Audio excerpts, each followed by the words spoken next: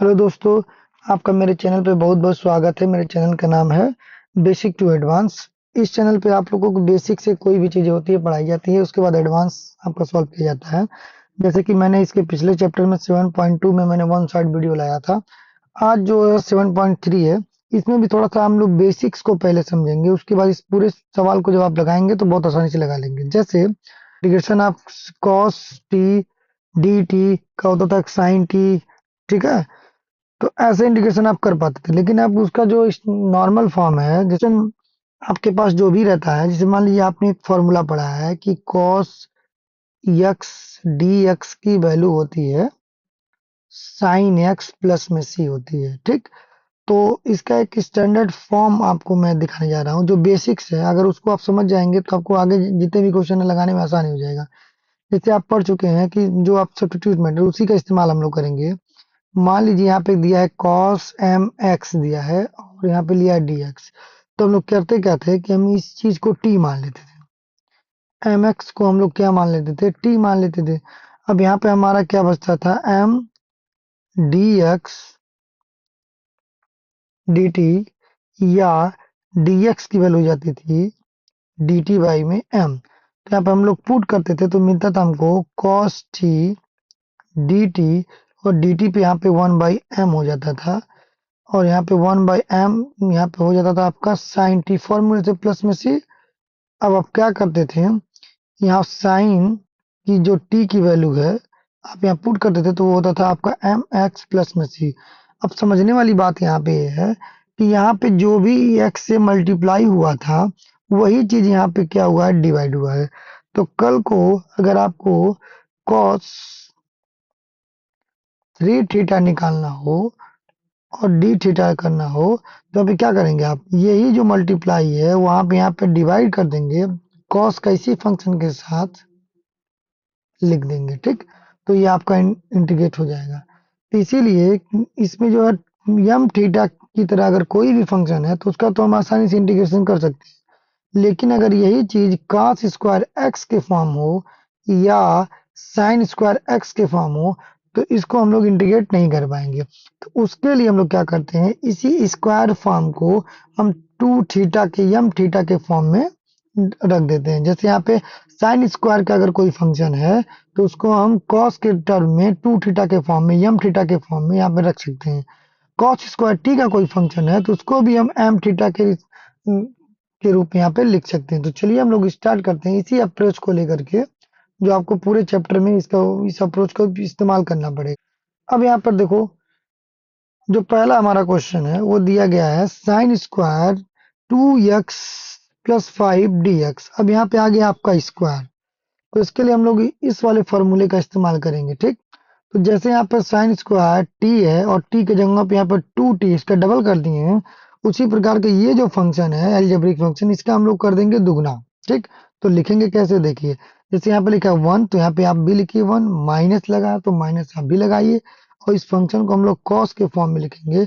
और ये जो अंदर का फंक्शन है इसी को डबल करेंगे तो यहाँ पे दो से मल्टीप्लाई करेंगे तो हो जाएगा आपका फोर एक्स, यहाँ पे दो से मल्टीप्लाई करेंगे तो हो जाएगा आपका टेन।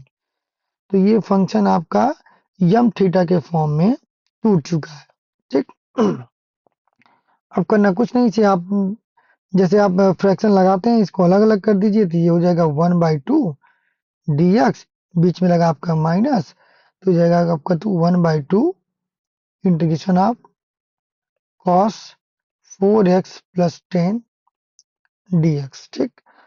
अब आपको पता है कि वन बाई टू कॉन्स्टेंट है, कॉन्स्टेंट का जो इंटीग्रेशन एक्स के रिस्पेक्ट में होगा वो आएगा आपका एक्स, और माइनस में वन बाई टू अब कॉस यम थीटा, ठीक है। तो कॉस यम थीटा का क्या होता है, साइन यम थीटा। तो फोर एक्स प्लस टेन हो जाएगा, और इसके अंदर का जो फंक्शन है तो एक्स को बस देखिए एक्स के साथ क्या मल्टीप्लाई हुआ है, तो फोर। तो आप यहाँ यहाँ पे जहाँ पे मल्टीप्लाई हुआ है यहाँ पे आप यहाँ पे एक्स पे फोर का डिवाइड करेंगे, प्लस में लगाएंगे सी।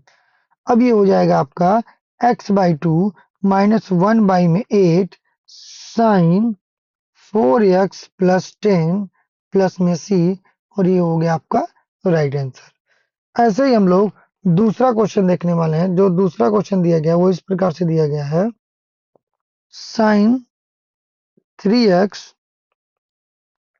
कॉस 4x, ठीक। और इसका लगाना है आपको dx। ये भी एक आइडेंटिटी के फॉर्मूले पे है। अब इस आइडेंटिटी को कैसे पहचानेंगे वो देखिए। अब यहाँ पे है आपका कुछ इस तरह से साइन ए कॉस बी। ध्यान दीजिएगा ये अलग आपका थीटा है और ये अलग थीटा है। यहाँ पे मल्टीप्लिकेशन हुआ तो डायरेक्ट आप कुछ कर नहीं सकते। अगर ये दोनों थीटा सेम होते हैं तो किसी एक को मान करके दूसरा ला करके हम इंटीग्रेट कर सकते थे। अब साइन ए कॉस बी किस फॉर्मूले में आता है? तो आपको पता होगा कि साइन ए कॉस बी लगभग आपका आता है साइन ए प्लस बी के फॉर्मूले में आता है, ठीक। अच्छा, कॉस के फॉर्मूले में हमेशा जो होता है वो साइन ए कॉस साइन बी या कॉस ए कॉस बी इस तरह का आएगा। तो साइन ए प्लस बी और साइन ए माइनस बी, इन्हीं दोनों फार्मूले को मिला करके ये फॉर्मूला आएगा। तो अगर इसको हम लिखते हैं sign A cos B cos A sine B, इसको लिखेंगे तो वही सेम फार्मूला है, बस बीच में क्या लग गया, माइनस लग गया। अब आपको यहाँ पे क्या लगाना है, इस वाले पोर्शन पे क्या लगाना है, यही आपको सोचना है। तो अब देखिए हमको चाहिए साइन ए कॉस बी, मतलब ये वाला टर्म, तो ये वाला टर्म कटना नहीं चाहिए। तो आप साफ साफ देख रहे हैं कि ये वाला टर्म और ये वाला टर्म अगर यहाँ प्लस लगा दें तो आसानी से ये कट जाएंगे और ये मिलेगा हमको 2 sin a cos b। और ये किससे आया है? तो ये आया है आपका साइन ए प्लस बी से प्लस साइन ए माइनस बी से। या कल को अगर आपको साइन ए कॉस बी का फॉर्मूला चाहिए तो 1/2 से यहाँ डिवाइड कर दीजिए, ये हो जाएगा साइन ए प्लस बी प्लस साइन ए माइनस बी, ठीक। इसी आइडेंटिटी का हम लोग यहाँ पे इस्तेमाल करेंगे। तो ये हमारा हो जाएगा 1/2, यहाँ से 1/2 से हम डिवाइड करेंगे और 2 से क्या करेंगे, मल्टीप्लाई करेंगे। तो 2 sin 3x इंटू में cos 4x और ये हो जाएगा आपका dx। अब कुछ इस तरीके से ये फॉर्मूला बन गया। तो अगर बन गया तो उसको हम कैसे लिख सकते हैं, तो देखिए किस प्रकार से लिखेंगे। तो ये लिखेंगे sine 3x plus 4x plus का साइन 3x माइनस 4x और यहाँ पे रहेगा आपका dx, ठीक। अब इसको आप अलग अलग कर लो। तो 1/2 साइन 3x प्लस 4x कितना हो जाएगा आपका, तो हो जाएगा आपका 7x dx प्लस यहाँ पे इंटीग्रेशन है, फिर इंटीग्रेट करेंगे आप लोग। साइन 3x में से 4x घटाएंगे तो माइनस एक्स dx हो जाएगा, ठीक है। और ये आपका ब्रैकेट क्लोज। अब हो जाएगा 1/2 साइन एम एक्स, ठीक है। तो साइन का होता है आपका कॉस 7x और जो m की वैल्यू है यहाँ पे आप डिवाइड कर देंगे। यहाँ पे हो जाएगा आपका माइनस साइन, जो x होता है वो माइनस होता है, साइन माइनस एक्स माइनस होता है। और ये हो जाएगा आपका साइन एक्स dx, ठीक। और इसका हमने इंटीग्रेशन कर दिया तो यहाँ पे हम लोग लगा दे रहे हैं प्लस सी। तो 1/2 ये हो जाएगा आपका माइनस का कॉस 7x बाई में 7 और माइनस का कॉस एक्स, साइन एक्स का माइनस का कॉस एक्स प्लस में सी, ठीक। अब ये हो जाएगा आपका 1/2 minus cos 7x divided by 7 plus cos x plus सी।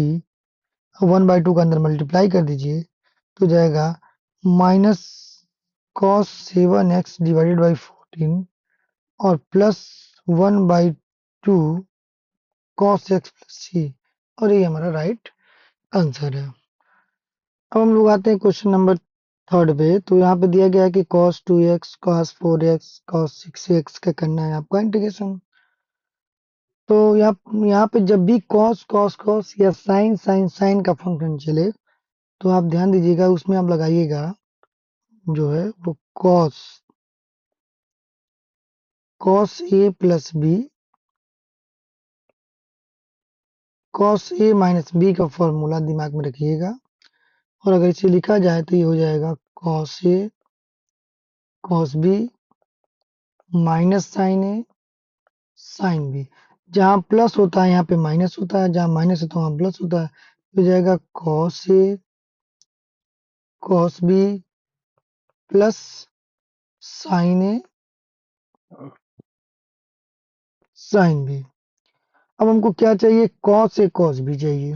ठीक, तो सिंपली इसे अगर हम जोड़ दें तो ये हो जाएगा आपका cos a plus b plus cos a minus b. अगर जोड़ दें तो ये दोनों टर्म्स कट जाते हैं और आपको मिलेगा 2 cos a cos b। ठीक, तो कल को अगर 2 cos a cos b आपको चाहिए तो ये वाला फॉर्मूला आपको मिल जाएगा। किसी को एक टर्म को ले लीजिए, मान लीजिए हमने ये दोनों ले लिया, तो cos 2x इंटू में इसको देखिए 2 से यहाँ पर डिवाइड कर दीजिए, 2 से मल्टीप्लाई करके इस फॉर्मूले को लाइएगा, तो यहाँ पे 2 cos 4x इंटू में cos 6x dx।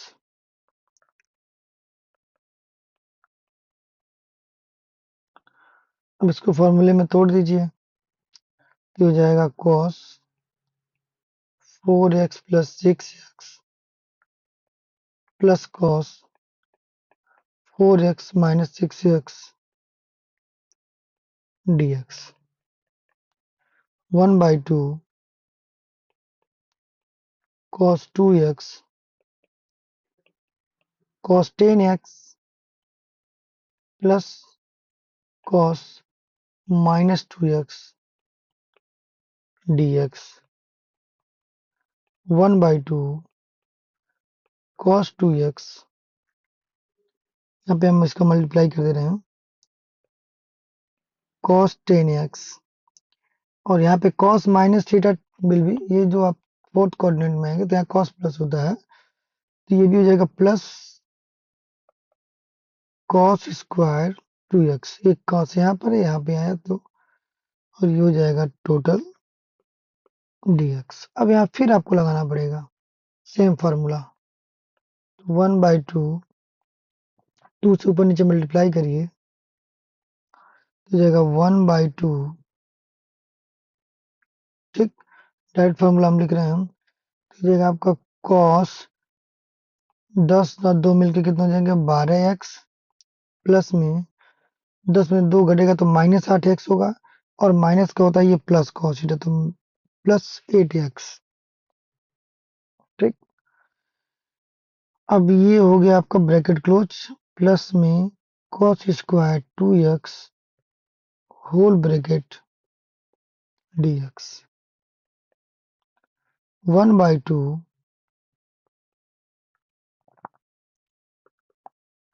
cos 12x dx plus 1/2 cos 8x dx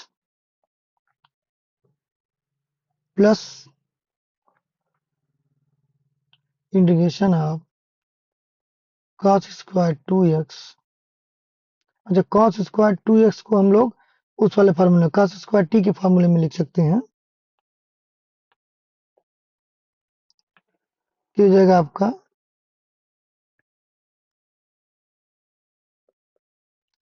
यहाँ पर 2 से मल्टीप्लाई कर दिए तो हो जाएगा आपका 4x प्लस में 1 डिवाइडेड बाई,